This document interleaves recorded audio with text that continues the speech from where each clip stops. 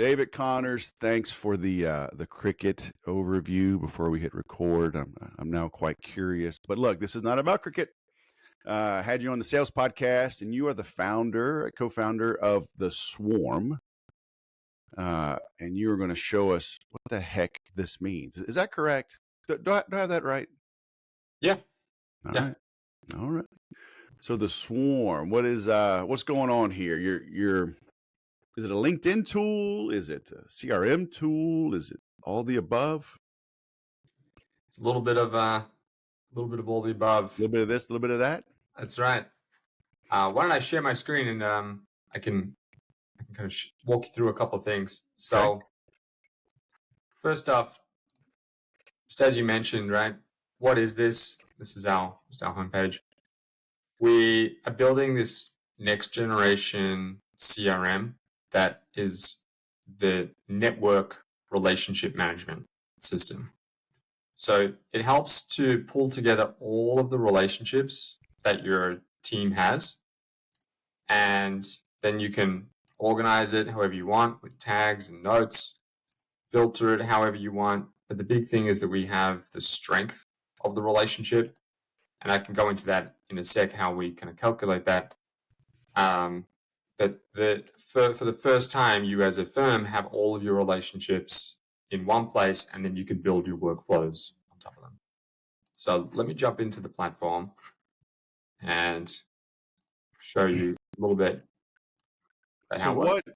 What brought this about? Like, what was your pain or irritation that you were trying to solve? Like, were you switching through a bunch of tabs, like people they're in LinkedIn, they're in your CRM, they're in your email inbox?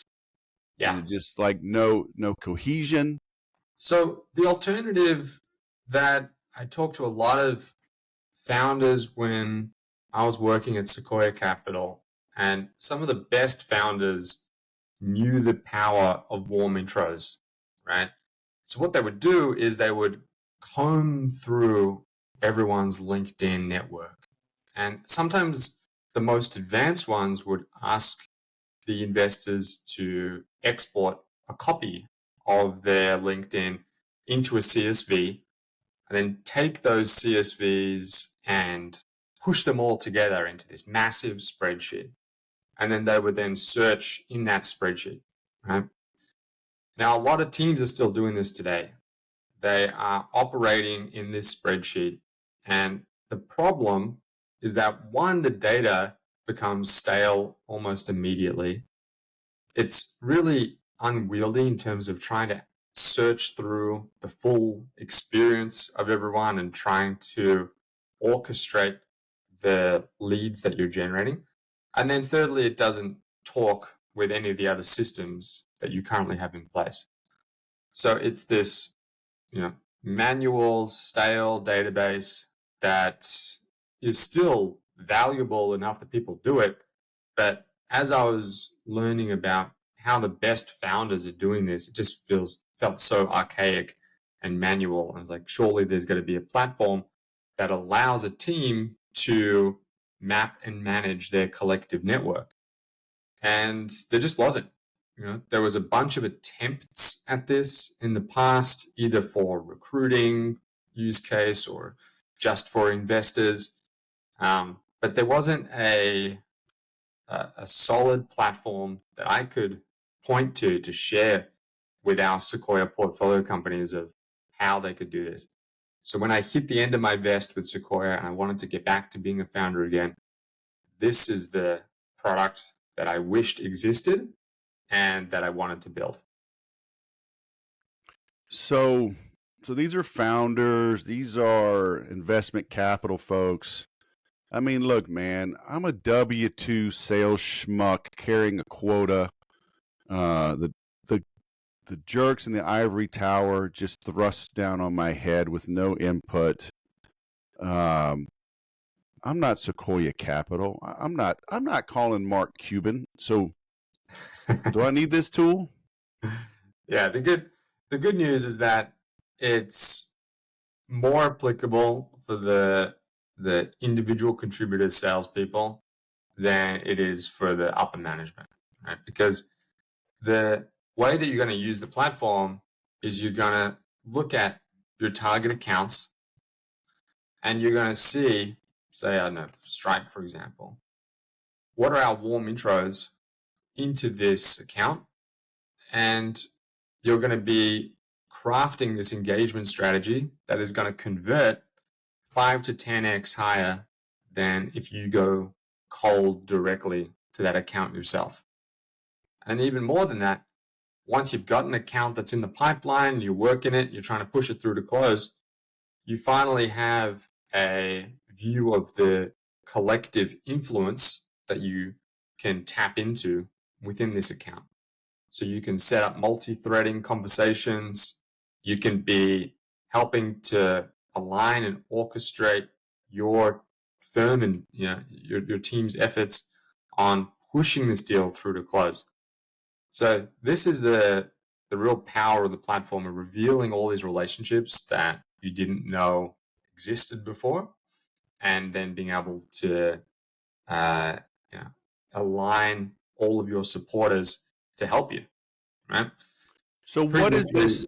So what is Yeah. this showing me? You pulled up the account Stripe, so I get a target account showing me 8 or 10 names here, right? 10 names, titles. So it's pulling in this info. It's showing me who I'm connected to, or who, like a shared connection. That's right. So everyone at the firm and your investors and your advisors and kind of everyone in your cap table, as well as all of your supporters, looking through their networks to see who's connected to folks at Stripe. And then we can show you the overlap, multiple people being connected to the same. So maybe, you're selling into the strategy and ops team. You see, hey, look, we've got a connection here. Look at this, multiple people on our team and on our cap table are connected with Maya. There's this breakdown of the connection strength. You can see folks who've been, having multiple events. Maybe they're connected on LinkedIn. Maybe they're also connected on email.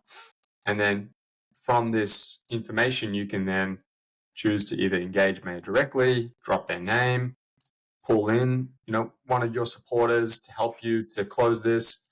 There's all kinds of different plays that you can then kind of run on top of it. But Now, okay, I'm gonna play devil's advocate. I mean, don't I get a lot of this info from like a LinkedIn Sales Navigator? You get some of it. You get that, for example, all these folks with LinkedIn here, right? But it's all treated the same. So you don't know if it's actually a strong relationship or if it's a weak relationship. And the problem with LinkedIn... How are you determining strength? So, good question. So what we're looking at is this aggregation of these different signals. So, all right, are they connected on LinkedIn, which is a kind of weak signal these days. I've connected with thousands of people right on LinkedIn. So have you, so has everyone we know, because it's turned into a platform where you collect followers and build an audience, right? Which is great for that. But what it's not great for is a true representation of the relationships that you can tap into. Yep. So you try and use TeamLink, you try to use SalesNav TeamLink, and every person I've talked to says it's way too noisy. You go say, hey, can you introduce me to this person? I say, actually, I don't really know them. I connected with them years ago. Sorry, can't help you. You do that 10 to 15 times, you bang your head against the wall, you say, well, this thing sucks, I'm not going to use it anymore. So we've spent a lot of time trying to get to the signal within your network that you can actually tap into, right? So familiar is then looking at, hey, have we swapped an email with this person as well as being connected on LinkedIn? And then strong is, have they worked together at the same company at the same time for an extended period? Was it the same function? Was it the same location? Okay, have they also had an event together? Are they also connected on LinkedIn? And then, pulling all those signals and insights together, we're then going to classify this person as a strong connection. So that's the system sort of guessing. I can also come in here and I can adjust the strength myself as a user. So if I know more than what the system has that guess, then I can update it and correct it. But out of the box, you're going to have that hundreds of thousands of connections that are all stack ranked by the strength. So this is connecting with what? Like all the typical like social media accounts plus Google. So at the moment, out of the box, we give you LinkedIn connections, which everyone wants to pull in. Make it super easy with the Chrome extension that takes under a minute, pulls in however many thousand connections you have, and keeps it refreshed and up to date. There's also that CSV upload option for folks who don't want to do the Chrome extension. I'd say 90% of people do the Chrome extension. We've also got the email and calendar contacts. And then this work overlaps is the proprietary data source that we've built ourselves that looks through our database of 800 million profiles across 40 million companies and looks at who worked with these folks at their past jobs. So all their previous colleagues, we pull that whole web of all the previous colleagues that someone's overlapped with at their last jobs, and then we stack rank them based on the length of the overlap, same function, same location, small company, big company, all those kinds of things. There's quite a lot of intelligence that goes into that. And this is kind of V1 right now. So what you can do to get started, we are pushing this AI network mapper, which uses our database to seed your company's relationship graph with all of these work overlap connections. So this is where you can map hundreds of users, employees, investors, your customers, partners, you name it, whoever it is, doesn't matter. As long as they've got a LinkedIn profile, we can then match to our database, find their previous colleagues, and then add them into your swarm, all without that person being notified or having to do anything. And this is the direction we're moving in, which is how much of this relationship graph can we map without the user needing to do anything? Because I'm not sure if you're like me, Wes, but when I'm signing up for a new platform, I want it to do some of this work for me. I don't want to have to go and ask all of my colleagues and our investors to go and connect their accounts to this new platform that I'm just trying out. I want to see some results and some value first, right? So that's what we've heard loud and clear from our customers, and that's what we've built V1 already. That's live. You can access that today, and then we're rolling out more and more over the coming months to help our companies to map all their relationships in the background without needing the users to do anything. So how long has this been around? So we kicked off development in early 2022, and we've been working at it ever since. There's about 1,000 companies who've been onboarded so far. It's a freemium product-led approach, so you can try it out for free. And we'll do the public launch in the next few months once we've added a few more of these features that I've been talking about to kind of reduce the friction even more. There is still a few kind of manual steps that we'd like to remove and make that even more automated, and then we'll do the public launch. So when you were showing that example of pulling up a connection, what is like a best practice you're recommending? Would I like email both people, and hey, David, I see you know Joe. Hey, Joe. I mean, or would I email you and say, hey, I see you're connected to Joe. Can you provide the introduction? Mm-hmm. Is that what you're recommending? Yeah. So you're looking at your relationships, and in this situation, say we're trying to talk to Maria. Olivier on our team has a strong connection. He's swapped emails, he's had events, connected on LinkedIn. So in this situation, you'd probably go through Olivier, and this is all a template that you can adjust to whatever your campaign is. You can also, if you want, add this person to a list, right? So a list is a campaign that you're running, or some projects that you're putting together. You can have names in here that are either in your network or out of your network. Sort of depends how you want to do it. But we give you access to the full database of 800 million profiles, so you can choose whether or not you want to just rely on your relationships on that. So for these ones, here's an example, right? So I'm trying to reach out to Stephen here. We then send Arjun, who's one of our investors, an intro request. Arjun gets this in his email, forwards it along to Stefan, says, hey, I'm an investor in the Swarm, they're great, think they'd be a good fit for you guys. You open the chat, Stefan says, yep, sure, happy to help you out, and then makes the connection. And that flow is going to convert 5 to 10x higher than if I'd gone direct to Stefan myself. And he's like, who's David? Don't know him. I get dozens of these undifferentiated emails and in my LinkedIn inbox, and my phone's blowing up all the time. I'm only going to respond to people I know. And that's the relationship and the trust that you're leaning on here. And especially for all of your investors and advisors, I think companies can do a much better job of leaning on those external networks to help you to drive more pipeline. So can you go back to that example? Who was it? Olivier? Mm-hmm. Yeah, you had, was it Stephen? Request an intro?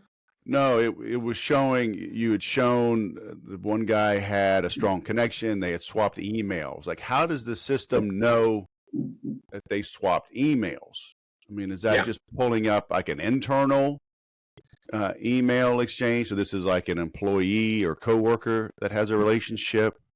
Yeah, that's right. So Olivier here is a member of our Swarm, and he's come in and connected his email. So that requires the user to opt in to share that. In the and the same is true for LinkedIn and email. So they have to opt in to share that as a user. But we can do that work overlap mapping without the user needing to do anything.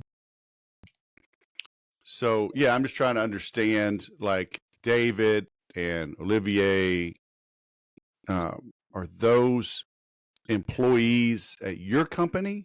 Mm-hmm. Okay.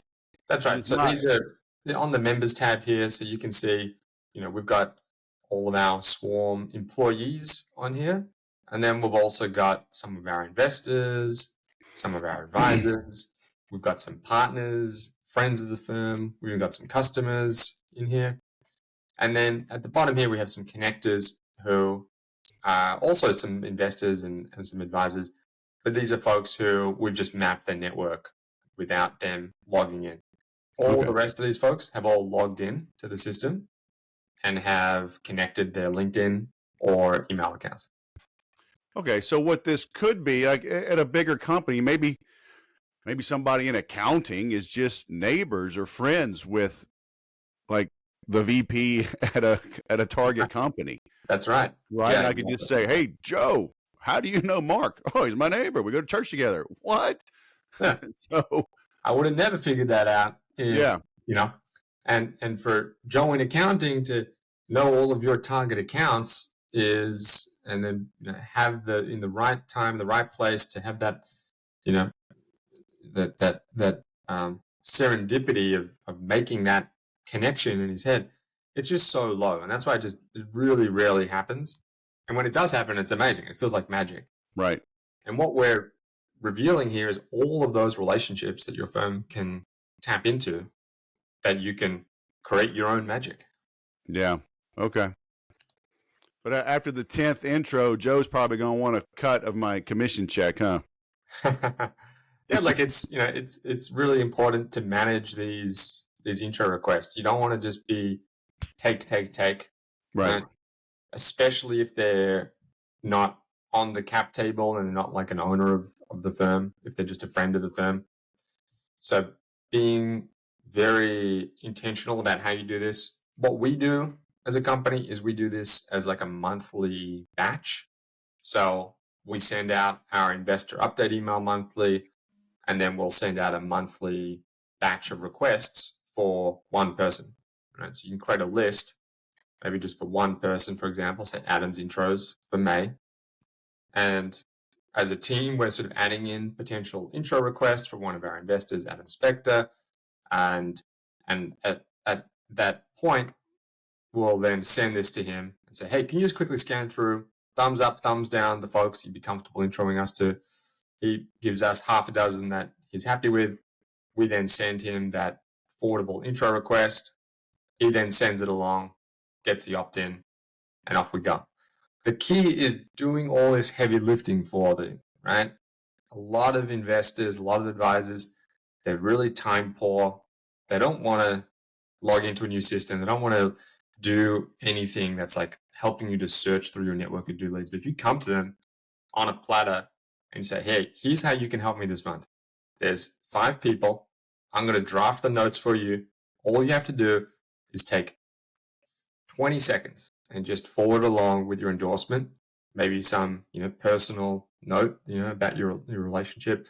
They'll know what to do. And maybe they'll take that and they'll text the person, right? Maybe they'll jump on WhatsApp.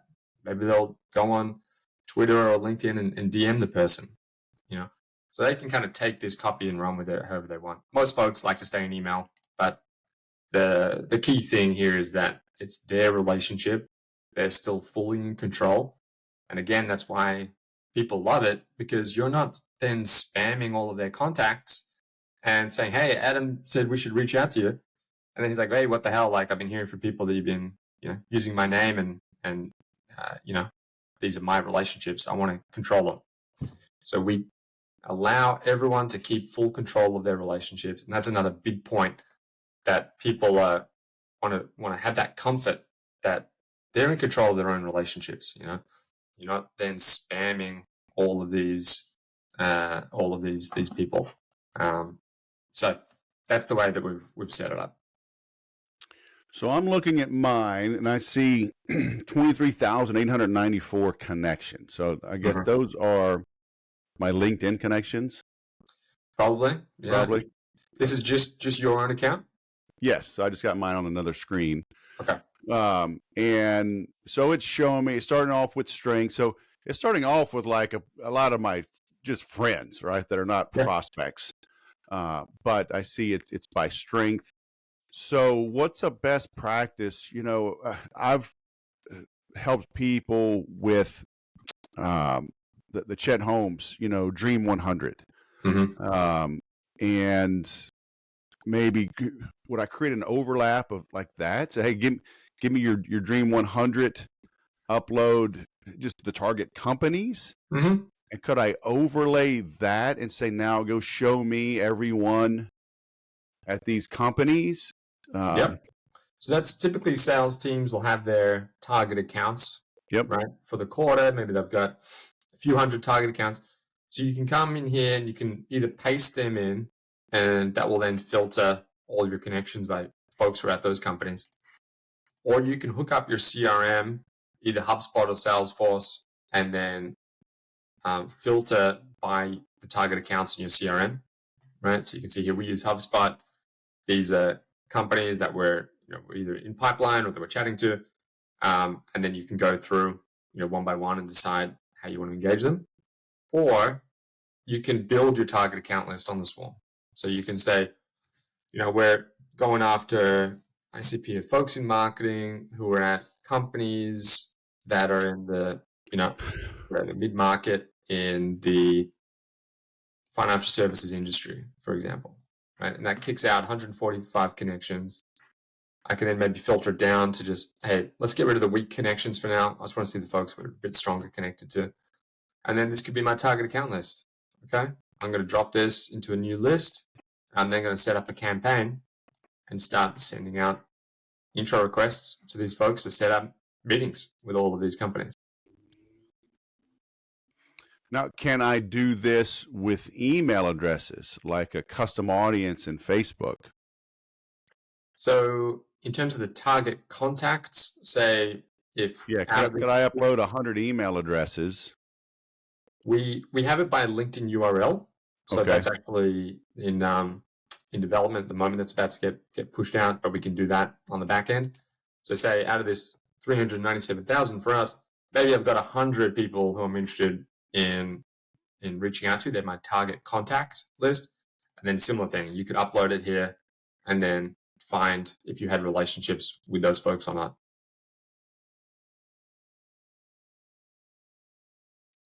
So on your example, you pick the SMB space, marketing title. Mm-hmm.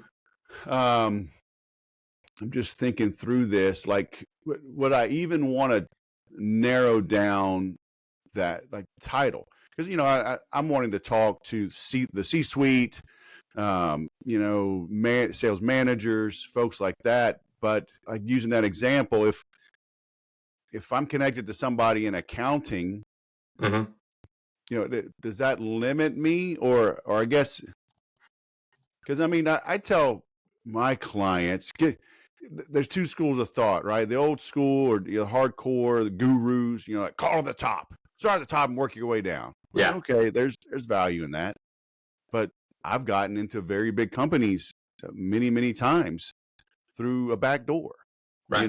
through accounting. That's right. I tell people all the time, like when I'm trying to reach a company, I can't get through. I press one for sales. I press one for sales. Yeah.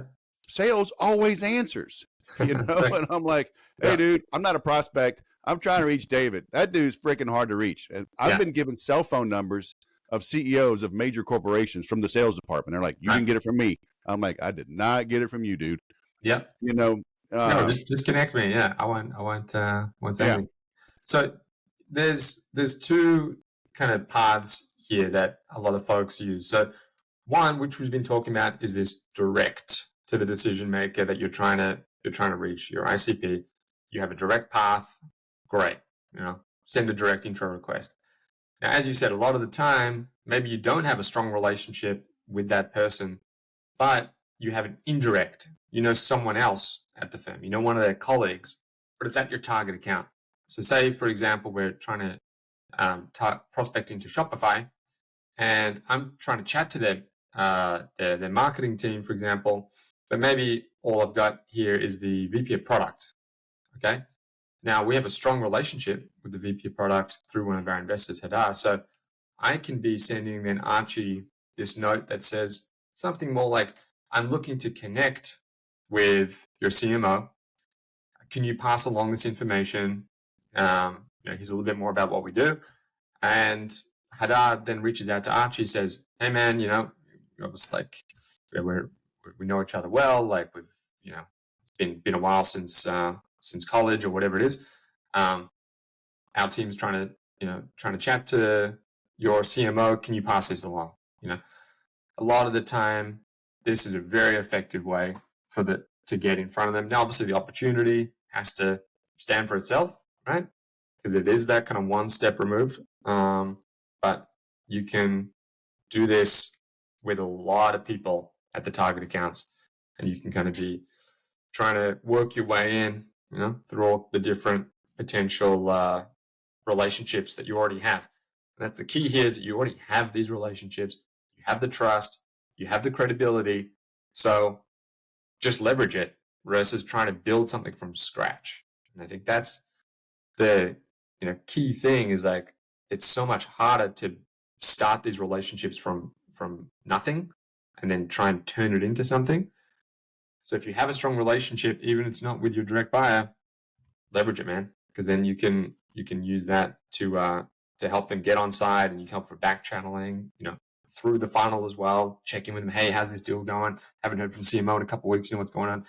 Yeah, they're waiting for the quarterly planning, and they'll get back to you next week. I just chatted to them, at the water cooler, and they love what you're doing, and blah blah blah.